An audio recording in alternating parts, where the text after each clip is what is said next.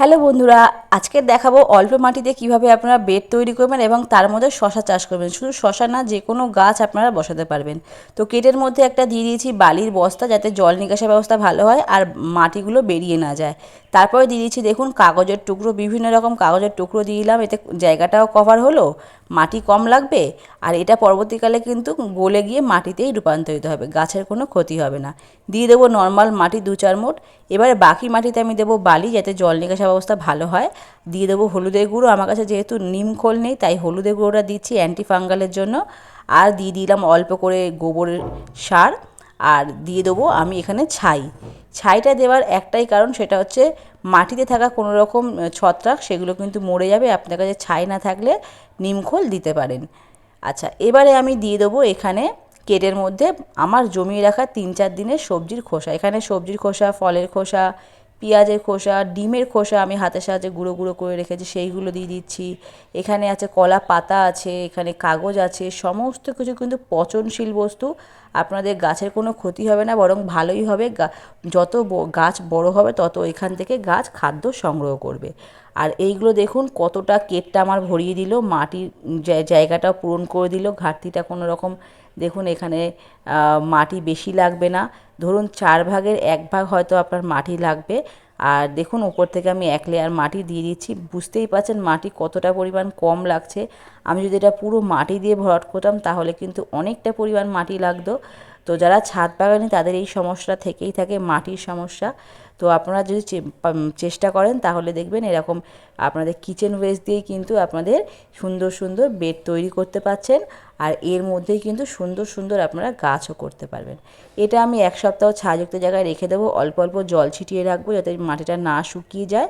আমি এখনই এর মধ্যে শশার বীজ দেবো না, আমি এটা 1 সপ্তাহ পর আপনাদের সঙ্গে দেখা হচ্ছে শশার বীজটা দেবো। তো ফিরে আসলাম 1 সপ্তাহ পর। 1 সপ্তাহ পর দেখুন মাটির লেয়ারটা একটু কমে গিয়েছিল, আমি ওপর থেকে অল্প একটু 1 লেয়ার মাটি দিয়ে দিয়েছি।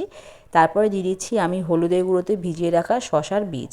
দেখুন একটা বীজ ভেসে আছে, এই ভেসে থাকা বীজগুলো কিন্তু গাছ বেরোয় না, যেগুলো ডুবে থাকে সেইগুলোই কিন্তু বীজ বেরোয়। যেহেতু হলুদের গুঁড়ো দেখা যাচ্ছে না, আমি আপনাদের দেখাচ্ছি দেখুন, ডুবে থাকা যে বীজগুলো সেগুলোতেই কিন্তু গাছ হয়। তো 100% গাছ হয়। আপনারা পুরো ভিডিও দেখুন, আমি আপনাদের দেখাবো যে বীজ থেকে গাছ বেরোলো কি না।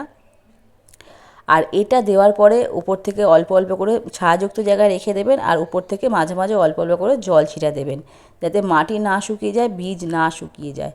আর একটু ছায়াযুক্ত জায়গায় রাখবেন। তো এই যে দিয়ে দিলাম সমস্ত বীজ। এবারে আমার কাছে যে হলুদের গুঁড়ো যে জলটা, সেটা কিন্তু উপর থেকে দিয়ে দেবো। মাটির মধ্যে কোনো রকম যদি ছত্রাক থেকে থাকে তাহলে বীজের কোনো ক্ষতি করবে না। এটা ন্যাচারাল অ্যান্টি ফাঙ্গাল, আপনারা ইউজ করতে পারেন, কোনো রকম ক্ষতি হবে না। আচ্ছা, এবারে দেখুন 1 সপ্তাহ পরে আমি আপনাদের দেখাচ্ছি যে 1 সপ্তাহ না, ঠিক এটা 5 দিন কি 6 দিন পরের ভিডিও দেখাচ্ছি। দেখুন কত সুন্দর দুটো করে পাতা বেরিয়ে গেছে। 4টে বীজই লাগিয়েছিলাম আর একটা বীজ এক্সট্রা লাগিয়েছিলাম, ওই গাছটা মনে হয় হবে না, কিন্তু 4টে বীজ খুব সুন্দরভাবে হয়েছে।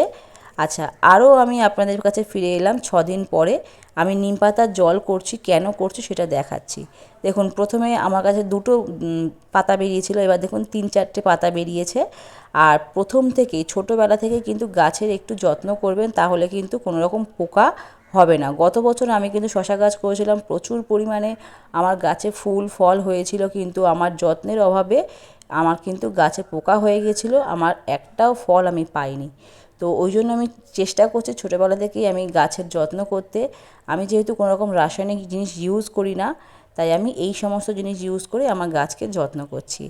আজকে নিয়ে এসেছি আমি চাল ধোয়া জল, এটা আমি দেবো। এটা এসেছি আমি ঠিক তারও 6 দিন পরে এসেছি, এসে আমি এই জলটা গাছের সামনে, গাছের পাতার পিছনে খুব সাবধানে দেবো, যেহেতু ছোটো ছোটো গাছ তো। আর এই কেটটা আপনারা রাখবেন সবসময় ছায়াযুক্ত জায়গায়, বেশি রোদে রাখবেন না। আচ্ছা, নেক্সট আপডেট জানার জন্য অবশ্যই আমার চ্যানেলটাকে সাবস্ক্রাইব করে পাশে থাকার অনুরোধ রইল। আর ভিডিওটা ভালো লাগলে এটা লাইক, কমেন্টস আর শেয়ার অবশ্যই করে দেবেন। টাটা।